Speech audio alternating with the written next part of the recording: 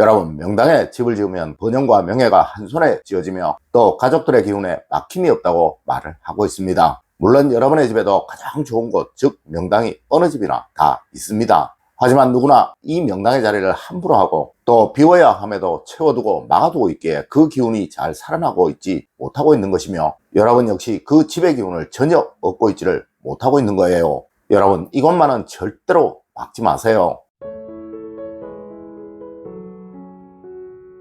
여러분 안녕하세요, 이정재입니다. 여러분, 음택의 명당은 해가 잘 들며 물빠짐이 좋아 물이 고이지 않으며 또 바람이 갇혀 주변보다 폰하고 바라보는 시야에 막힘이 없는 곳을 말하는 것입니다. 물론 양택의 명당은 밝고 편안하고 안정적인 곳, 또 혈의 앞이 넓고 평탄한 땅을 말합니다. 자, 여러분, 이곳이 바로 명당을 말하는 곳입니다.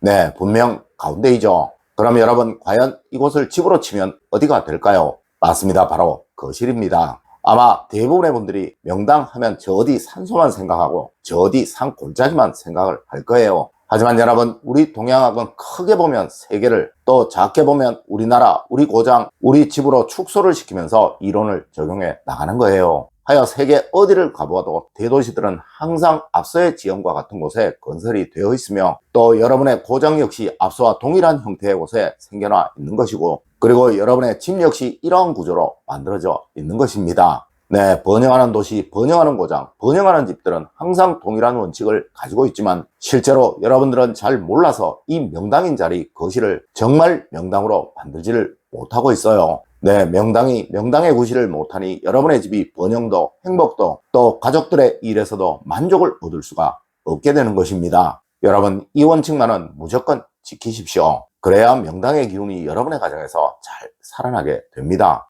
첫 번째로 여러분, 소파의 위치입니다. 여러분, 소파는 항상 벽 쪽으로 붙이시되 벽에서 약 10cm 정도 띄워두고 두셔야 하는 거예요. 아마 많은 분들이 소파, 즉 가족들이 앉는 자리를 거실 가운데 두시기도 하고 또 벽에 바짝 붙여서 두시기도 할 거예요. 물론 소파를 사용하지 않는 가족들의 경우 거실 가운데 앉는 경우가 아주 많을 것입니다. 여러분, 거실 가운데는 앞서에서도 말씀을 드렸듯이 여러분의 가정에서 가장 명당인 자리입니다. 네, 이곳은 무조건 비어 있어야 하고 막거나 가려져 있어서는 안 된다는 것이죠. 만일 이렇게 된다면 그 명당은 명당의 기운을 발휘할 수가 없게 될 것입니다. 물론 이렇게 되면 여러분의 가정은 늘 어려움을 겪게 되겠죠. 두 번째로 소파에서 바라보는 시야입니다. 여러분, 명당의 조건 중에서 가장 중요한 것이 바로 시야에 막힘이 없는 것입니다. 만일 소파에 앉아 그 앞이 뭔가에 막혀있게 되면 이 조건을 훼손하는 것이 되겠죠. 맞습니다. 소파 앞에는 아무것도 두지 않으셔야 하는 거예요. 물론 많은 가정들에서 소파 앞에 탁자를 두시기도 할 것이고 또 그 외에 다른 것을 두시기도 할 거예요. 여러분, 부자가 되시려면 꼭 이렇게 두세요.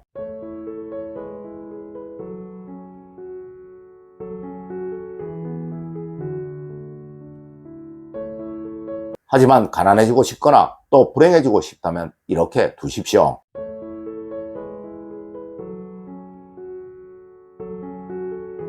네, 앞에 사진은 명당을 제대로 활용을 하고 있는 사진이고 또 뒤에 사진은 명당을 막아 그곳을 흉처로 만들고 있는 사진입니다. 세 번째로 여러분, 소파 좌우는 좌청룡 우베코입니다. 여러분, 풍수에서는 배산 임수를 정말 중요하게 생각합니다. 이는 항상 등은 막혀 있어야 한다는 것이고 또 앞은 시원하게 즐기면서 바라볼 수 있는 장소가 되어야 한다는 것을 의미하는 거예요. 하여 소파는 항상 등이 벽 쪽에 붙어 있어야 하는 것이고 그 앞에는 즐거운, 좋은, 또 즐길 수 있는 것들이 있어야 하는 것입니다. 물론 창문은 옆으로 얼굴을 돌려 바라볼 수 있는 곳에 있다면 참 좋겠죠. 하지만 실제로 현대에는 이런 집의 구조를 만들기는 불가능할 거예요. 하여 항상 소파 옆에는 협탁을 두시고 필요한 것은 늘 그 위에 올려두시는 것이 이 원칙에 가장 부합을 한다는 것이죠. 네, 창가가 아닌 곳에 협탁을 두시는 그 현명함, 그것이 바로 좌청룡 우베코를 완벽히 적용하는 풍수법인 것입니다. 네 번째로 소파의 배치입니다. 여러분, 소파의 배치는 가족들 간의 질서를 만드는 너무나도 중요한 것입니다. 네, 자리가 사람을 만든다는 그 말은 절대로 무시할 수 없는 말이라는 것이죠. 하여 어디든 상석의 위치는 정말 중요한 것이고 집안에서 상석은 항상 가장 어른이 앉아야 하는 것입니다. 만일 소파가 길게 늘어진 다인용 소파라면 항상 가장 좌측이 상석이니 이곳에 집안에 가장 어른이 앉도록 해야 하며, 그리고 1인용과 다인용이 혼합되어 있다면 1인용 자리가 상석이니 항상 어른은 그 자리에 앉도록 해야 하고, 또 1인용 소파들만 있다면 항상 어른은 가운데 앉도록 해야 하는 것입니다. 네, 이는 집안의 질서를 만들어 가족들의 무의식 속에 대우와 존중이 생겨나도록 만들 것이니 절대 그 집에서는 자녀가 불효하고 또 부모가 책임감 없이 아무렇게나 행동하는 일들은 생겨나지 않게 될 것입니다. 다섯 번째로, 여러분 거실에서는 무조건 사기는 막아야 합니다. 여러분 절대 하지 말아야 할 것이 바로 거실 소파에 앉아 전면에 휴지통이 보이지 않도록 하는 것이고, 또 버려야 할 것, 고장난 것, 부서진 가구나 물건들이 전면에 보이지 않도록 하는 것이고, 그리고 전면 벽에 못을 박아 무엇인가를 거는 것입니다. 네, 이러한 행동들은 사기가 강해지도록 만들어 그 명당의 기운을 오염시키고 훼손시키고 막아버리게 되니 절대 그 집에서는 무엇이든 잘 될 수가 없게 된다는 것이죠. 여러분 거실에 휴지통을 두시려거든 소파 옆에 안 보이는 곳에 두시도록 하세요. 물론 없는 것이 가장 좋습니다. 네, 버릴 것이 있으시면 잠시 일어나서 버리시고 다시 돌아오시는 것이 가장 좋아요. 여러분 이 사진을 한번 보세요. 물론 이것은 아주 좋지 못한 것입니다. 하지만 만일 이 식물이 말라서 죽거나 시들고 있다면 이 가정은 무조건 큰 불행을 얻게 될 것입니다. 네, 무엇이든 절대 거실에 있는 것이 사기를 내뿜도록 하지 마세요. 그래야 여러분의 가정에 명당의 기운은 잘 살아나게 됩니다. 여섯 번째로, 생처, 즉 혈처를 살리는 것이 번영의 잣대입니다. 여러분 생처는 기운이 더욱 강해지도록 만드는 장소를 말하는 거예요. 만일 이곳에 사기가 있다면 그 사기는 더욱 강해지게 될 것이니 그 집은 분명 망해가는 가정이 될 것이고, 또한 이곳에 생기가 있다면 그 생기는 더욱 강해지게 될 것이니 그 집은 항상 번영일로를 달리는 가정이 될 것입니다. 네, 이 생처 즉 혈처가 어느 집이든 세 곳 정도 있으니 기운이 집 안으로 들어오는 곳 즉 창가와 현관이 그 하나이고, 기운이 머물고 퍼져나가는 곳 즉 거실 가운데가 그 하나이며, 그리고 기운이 흘러다니는 곳 즉 집안의 통로가 그 하나입니다.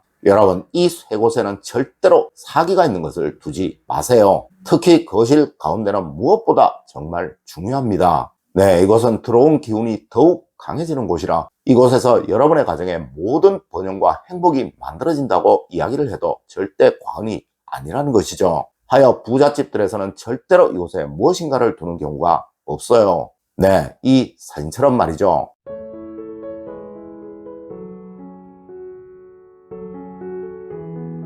여러분 이곳을 비우세요. 분명 여러분은 명당의 기운을 얻어 누구나 큰 번영을 얻게 되실 것입니다.